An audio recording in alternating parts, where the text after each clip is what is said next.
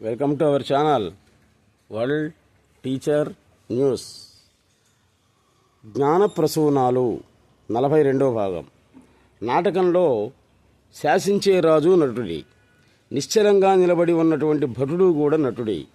చైతన్యంలో ఉన్నది దేవుడే, జడంలో ఉన్నది దేవుడే.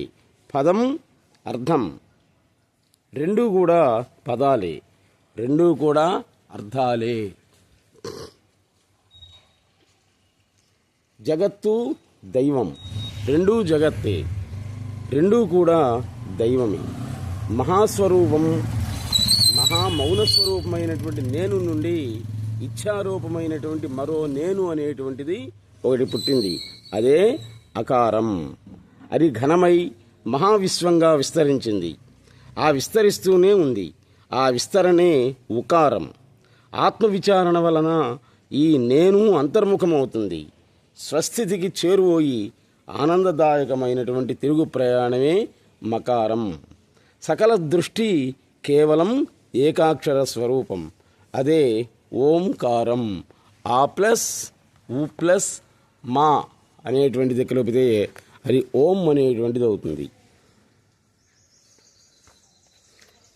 ఎక్కడ తెలియడం కూడా తెలియకపోవడం అవుతుందో, ఎక్కడ మాట కూడా మౌనంగా ఉంటుందో, ఎక్కడ మెలకువ కూడా నిద్రగా అవుతుందో, ఎక్కడ పొందటం కూడా పొందకపోవడం అవుతుందో అదే నేను అనేటువంటిది.